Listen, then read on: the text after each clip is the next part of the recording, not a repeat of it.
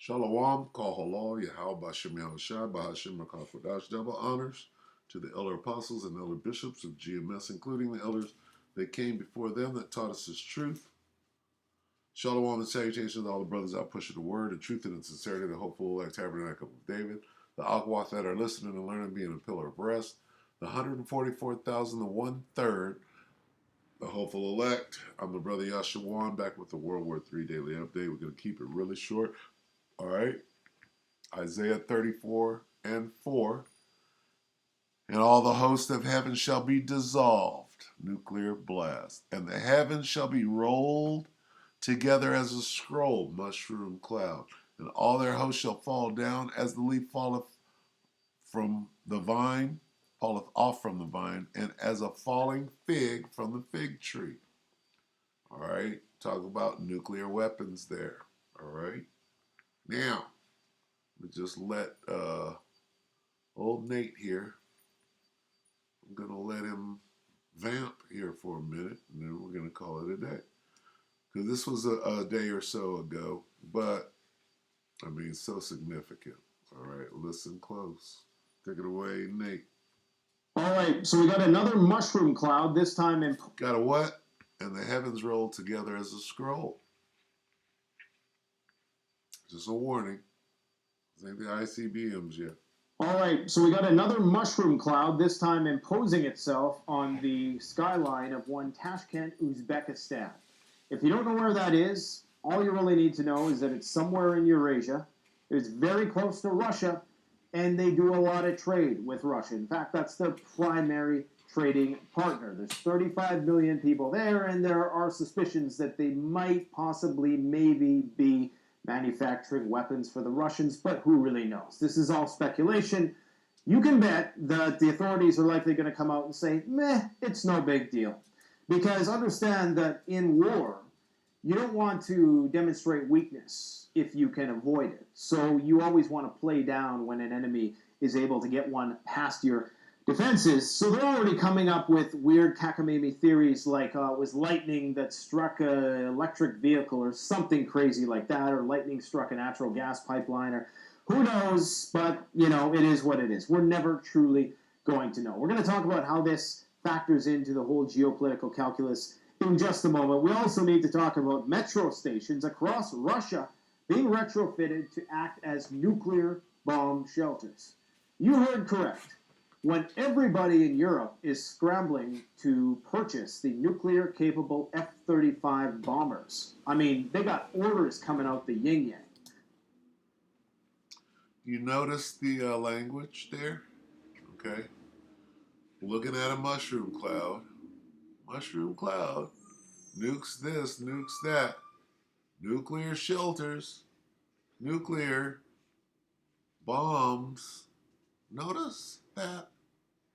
Or are we just acting like we don't see this? All right. Look at the language. Look at the imagery. Think we're at war yet? You got Russia getting Muscovites prepared to endure nuclear Armageddon. Well, Dmitry Medvedev has basically said, okay, this is it. We're going to war with NATO. My friends, time is of the essence. Prepare while you can. The stock market appears to be in free fall once again. Stagflation is rearing its ugly head. The price of oil is skyrocketing. Couldn't have foreseen that at all. Well, we've been saying that for some time now. Everything is getting more expensive. People are getting into more and more amounts of debt. We may well be seeing a government shutdown in the not-so-distant future. They're saying that people's savings from the pandemic will be completely dried up by October, more or less. The perfect storm, huh? Can you see the perfect storm in front of you? That's when things really start to get interesting in an austerity sort of way. We're already seeing it rear its ugly head in places like Philadelphia, where people are so desperate and struggling that they are pillaging and raiding Target stores. They're pillaging iPhone stores to get the bare necessities. And that's how you know that you still have a window of opportunity. They're not raiding the grocery stores yet. They've hit up the alcohol last night. They were raiding the liquor stores. So, really, the order of operations is technology to distract themselves from the people that they've become, uh, liquor to just wash away their sorrows when that fails to appease them, and then ultimately it's food because everybody's got to eat. So basically, he, in a very sarcastic way, he's saying, don't fall for the psyop. You'll know when the shit is real, they'll be looking for food, not for entertainment. All right, so that's a psyop. Don't be fooled. It's getting close though. So we still got time. There's still a brief window for you to get the best out of this Goldilocks zone of time to prepare and to maximize. Don't wait until the emergency alert system sends you that message on October 4th to be like, maybe I should become a prepper. Because you know what? On October 5th, the price of everything in the prepping world is likely going to skyrocket because everybody's going to get the bright idea. Oh, maybe this is real. Maybe we should take this seriously. Probably not. It'll fade away by October 6th. It always does. Look at how history is repeating. We have the cheering on of a Nazi war criminal, unironically, in the Canadian Parliament. Now, isn't that ironic, like he said, because we are going to be ostracized for something we haven't done. And these guys are being let go for something that they clearly did. Where's the ADL? Haven't heard a peep out of the ADL. Here it is, Nazi war criminal gets a standing ovation and applause and reverence, right? Nothing from the ADL. Incredible. Absolutely incredible. You know what that is, I think? I think that's like a collective Freudian slip of sorts. It's like they said the quiet part out loud. You know, it's the culmination of all the corruption and the hypocrisy and the contradictions within this system, the things that we're not supposed to talk about just coming to the surface all at once in this glorious clown world display. I mean, it really was beautiful. The way that it wasn't beautiful what happened at all, and somebody's going to take that out of context, but it was beautiful the way the whole scheme came undone there, wasn't it? It really was. It was poetic in a way. This is the world we're entering, man. Might have to do a separate video on just that right there, right? They want that to go away. And if you're asking, well, what? That means that there needs to be a video done on that because that was a moment, very telling moment right there as far as being a descendant from the line of Noah's son Shem. But still, have lots of kids, have lots of babies because, you know, most people aren't nowadays, and the way things are going, oh man. We're going to end it right there. This dude is scared, right? And men shall be afraid. This dude is afraid, right?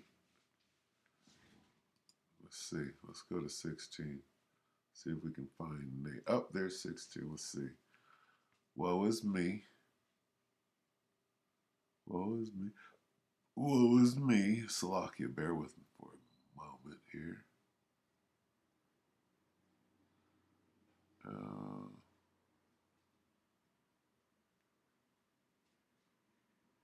hmm,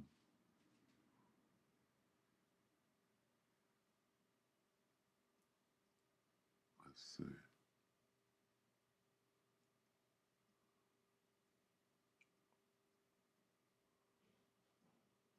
What the hell is woe is me?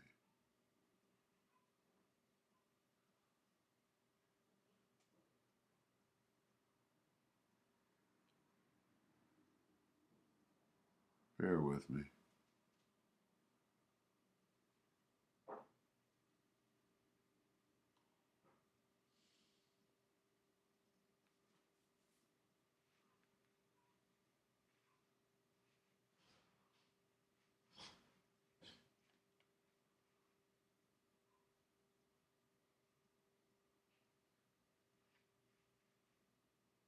Anyway, all right, we'll start here. Woe is me. Second Ezra 16 and 17. Woe is me, who will deliver me in those days, the beginning of sorrows and great mournings, the beginning of famine and great death, the beginning of wars, and the power shall stand in fear, the beginning of evils. What shall I do when these evils shall come? Okay, so, yeah, get yourself ready. We got to go through this. All right. Jump down to 33. 2 Ezra 16:33. The virgins shall mourn, having no bridegrooms. The women shall mourn, having no husbands. Their daughters shall mourn, having no helpers. In the war. In the what? In the wars shall their bridegrooms be destroyed. What happened there? It's a casualty of war. And their husbands shall perish of famine. Casualties of war. All right. Hear now these things and understand them, ye servants of the Lord. Okay. How do you know somebody understands that or not? Well, they're out warning the people like they were instructed to do. Hear these things, understand them, get out there, warn the people, feed my sheep, right? Anyway, so with that, we're going to go ahead and close it. You better have a plan. Repent, right? Be converted. Be ready. Keep yourself ready. All right, to the elect, you hopeful elect out there. So with that, we hope that you were edified. Shalom.